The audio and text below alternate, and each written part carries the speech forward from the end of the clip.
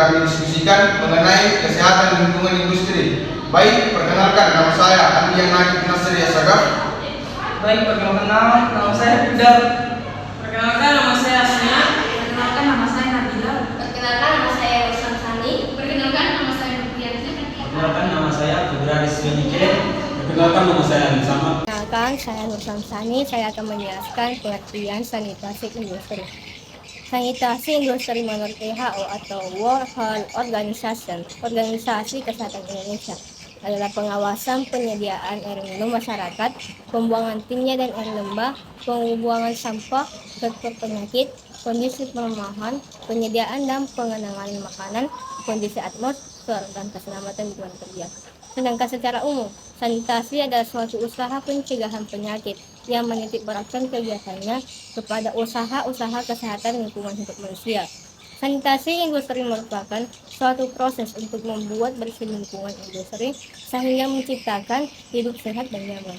Ruang lingkup sanitasi 1. Pengendalian air. Berdasarkan Keputusan Menteri Kesehatan Republik Indonesia Nomor 1405 Menkes SK/XI 2002 tentang persyaratan kesehatan lingkungan kerja, perkantoran dan industri. Terdapat pengertian mengenai air bersih, yaitu air yang dipergunakan untuk keperluan sehari-hari dan kualitasnya memenuhi persyaratan kesehatan air bersih sesuai dengan peraturan perundang-undangan yang berlaku dan dapat diminum apabila dimasak. Parameter kualitas air yang digunakan untuk kebutuhan manusia haruslah air yang tidak tercemar atau memenuhi persyaratan fisika, kimia, dan biologis. Syarat fisika antara lain air yang berkualitas harus memenuhi persyaratan fisika sebagai berikut: 1. Jernih atau tidak keruh. 2. Tidak berwarna. 3. Tidak berasa. 4. Tidak berbau. 5. Temperatur normal. 6. Tidak mengandung padatan. Ya, mungkin ini pemaparan materi.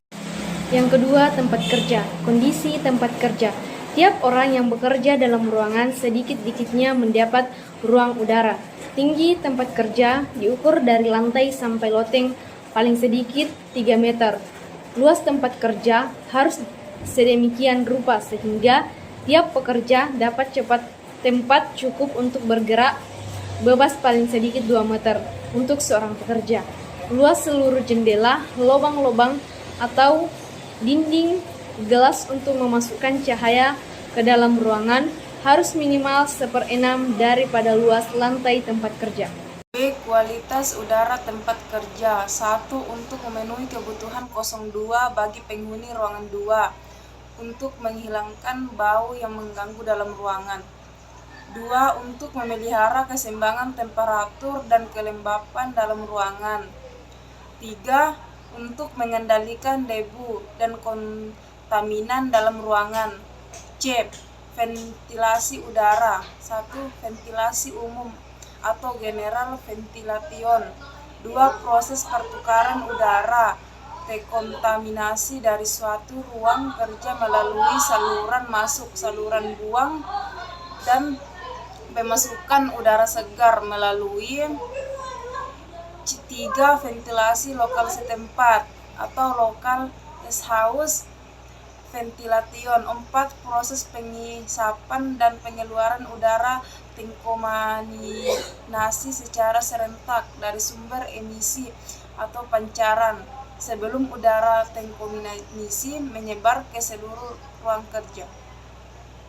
Perkenalkan nama saya Asnia. Saya akan memaparkan materi aktivitas deterjen atau bahan-bahan pembersih cleaning. Sebagai bahan aktif permukaan, molekul air menyatu dengan molekul air dan molekul minyak menyatu dengan molekul minyak, dan keduanya tersebut tidak bisa bercampur. Untuk mengaktifkan kedua permukaan yang tidak saling bisa bercampur dikenal dengan istilah bahan aktif permukaan. Sabun dan deterjen adalah bahan aktif permukaan tersebut. Kedua, pembersih atau wilting. Partikel atau molekul air lebih suka bergabung dengan sesama molekul air daripada dengan barang lain. Apabila tegangan permukaan ini dikurangi, maka molekul air bisa bergabung dengan barang lain. Ketiga, emulsing. Molekul deterjen itu memiliki kutub yang suka air, dan kutub yang suka minyak. Kualitas udara tempat kerja. 1. Untuk memenuhi kebutuhan O2 bagi penghuni ruangan. 2. Memelihara keseimbangan temperatur dan kelembapan dalam ruangan. 3. Untuk mengendalikan debu dan kontaminan dalam ruangan.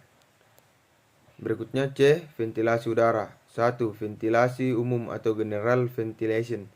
2. Proses pertukaran udara terkontaminasi dari suatu ruang kerja melalui saluran buang dan pemasukan udara segar melalui saluran masuk. 3. Ventilasi lokal setempat atau local exhaust ventilation. Yang berikutnya 4. Proses pengisapan dan pengeluaran udara. Di sini saya akan menjelaskan jenis bahan pensanitasi. 1. Non kimia. 1. Panas. Panas akan mengumpalkan protein sel mikroorganisme sehingga fungsi hidup tak terganggu. Efisiensi panas tergantung pada suhu yang dicapai, kelembapan, dan waktu yang dimana suhu dipertahankan. 2. Uap. Uap dapat digunakan sebagai sanitizer jika dibuat dari air berkualitas air minum. Uap tidak akan merusak semua spora bakteri tetapi efektif terhadap bakteri, ragi, dan jamur yang hidup jika digunakan selama minimum waktu kontak 10 menit setelah padatan mencapai suhu 850 derajat. 3. Air mendidih. Jika tidak dibutuhkan untuk membunuh spora, suhu 85 Celcius selama 15 menit atau 80 Celcius selama 20 menit telah cukup untuk menonaktifkan mikroorganisme vegatif. 4. Radiasi sinar UV mampu untuk menembus sel yang merusak fungsi sel. Efektif radiasi UV tergantung pada jarak dan sumber, lebih dekat lebih baik.